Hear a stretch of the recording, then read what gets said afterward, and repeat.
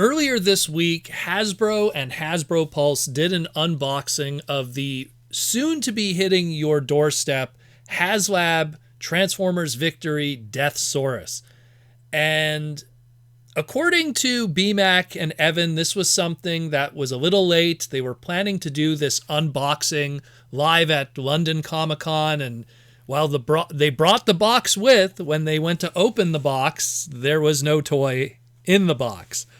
And they were pretty bummed about that. Luckily, they said luckily no one showed up for the unboxing, so it didn't seem too bad.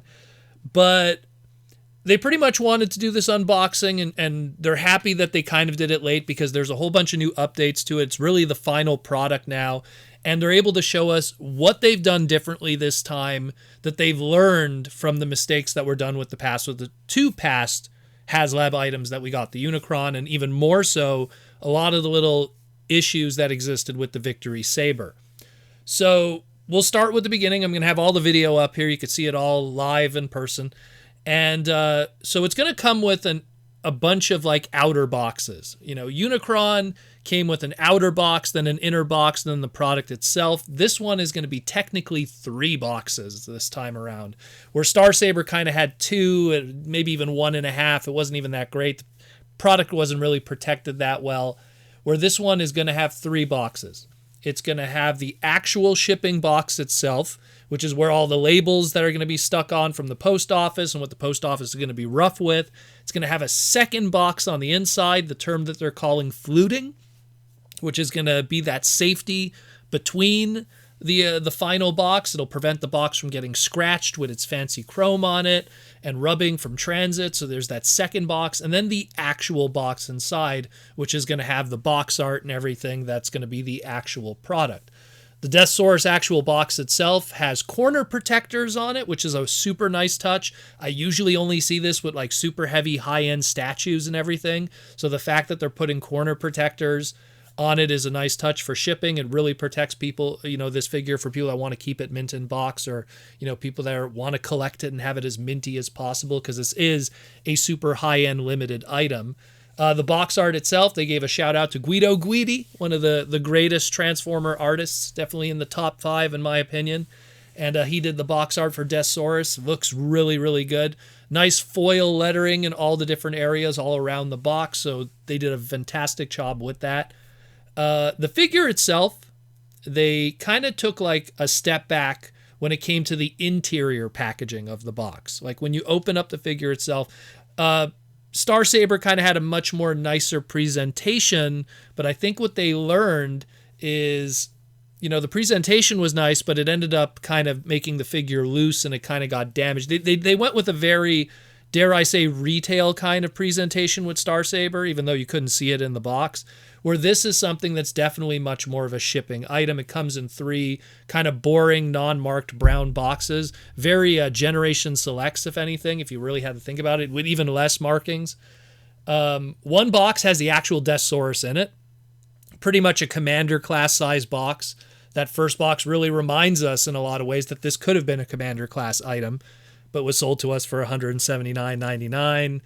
And was filled with a whole bunch of extra stuff to kind of, you know, fill it out.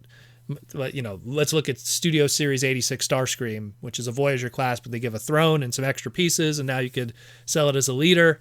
We all know how that turned out when it ended up in Ollies like crazy. So this for $179.99, it's very clear with that first box how this could have been a Commander class. But then you could see they have these 2 other boxes on the side that could put all the extra accessories and stuff and pump it up to that, hey, we could ask $179.99 price point instead of a Commander class price point.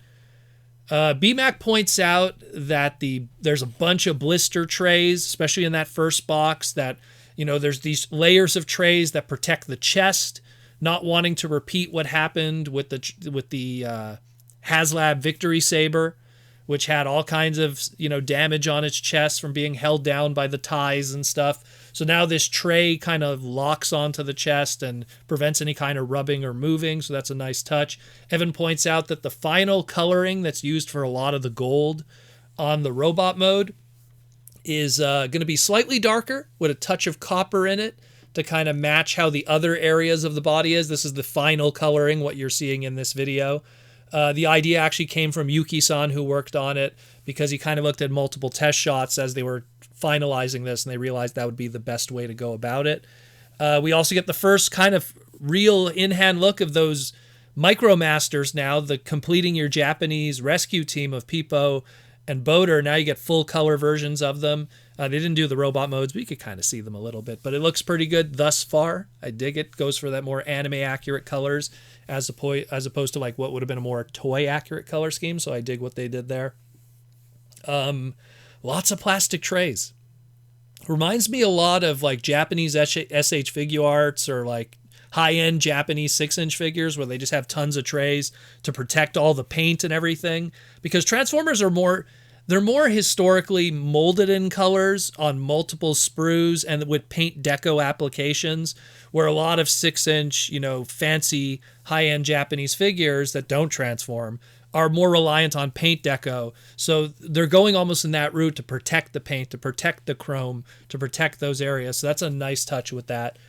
Evan pointed out that the package designers went above and beyond to add that extra protection for this guy. So no doubt, again, due to the comments and the negativity that Victory Saber had with shipping. When we get to the second smaller box that has the Breastmasters, or as they have to call it, the Chest Masters, they just want to play it safe. It has the tail weapon, has the chrome pieces in there that make the side pieces of the Breastmasters. It is a separate piece. Again, a separate piece in a separate layered tray, again, to keep that safety of it not getting scratched or chipped during shipping. So there's this extra effort to protect that. Evan mentions, I didn't really see how this is, but he mentions, okay, they pop on, but they could also be used for future customizing because they're on 5.mm ports. So that's pretty cool. I guess, maybe you could use it for like some faux hot rods or some kind of like, shields or anything. So nice chrome little wings there. So that's pretty cool. Nice little extra. Box number 3 is the big throne, the living metal destroying cannon and his mace, all the extra pieces and stuff. Not really much that could be said there, but that is what box 3 is. And Evan mentioned something interesting when he was also kind of putting this all together. He said that at one point in the whole like brainstorming of this, Deathsaurus was going to probably be a major partial of Studio Series 86 Grimlock, which in all honesty, I could see that as someone that messed with like the original Deathsaurus toy and how that transformation works.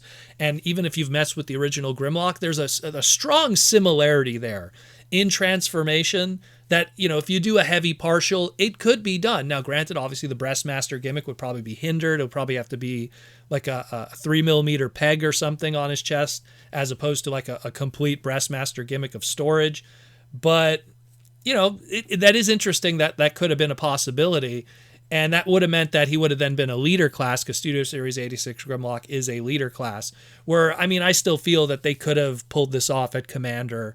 Maybe not have everything here, but did we really need the throne? Did we really need like maybe some of the extra stuff? Like again, don't get me wrong, I love the Micromasters, but if you could have done this at a Commander class and not have to charge that, it is what it is. That's just how I've always felt. I feel we should always get, the best we could get with our money's worth. And sometimes I feel these Haslabs, they could be a little expensive in some areas. So, it is what it is, like I always say. The instructions are double-sided full color, which is great. Nice to see that. Our instruction manuals today, unfortunately, are probably the lowest quality they've ever been in Transformers history. Even Aaron Archer says that when he does the instructions, the custom instructions art paintings that he sells, he doesn't do any of the new stuff because the new stuff is such low-quality paper that if he painted on it, it would bleed through and it absorbs and it's not good. It's not good. So we're kind of at least getting one set of instructions that are more, dare I say, of the old good instructions from back in the day. So that's pretty cool. And BMAC mentions the goal is to ship this out before the end of the year to hopefully get this in your hands before Christmas.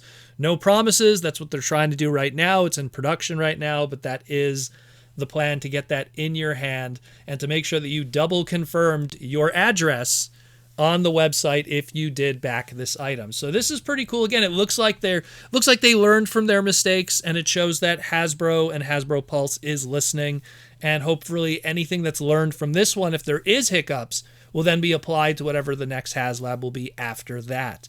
So pretty cool stuff. Let me know what you think, guys. Are you excited about this? But at the end of the day, at least it shows that Hasbro is learning and that there's always more growth and better things that could be done with product in the future. Maybe potentially. I know it's pretty impossible, but maybe even potentially pricing. Let me know what you think, guys, and we'll talk to you again very soon here on the Transformers Slag podcast. We got a live stream tomorrow on Saturday night.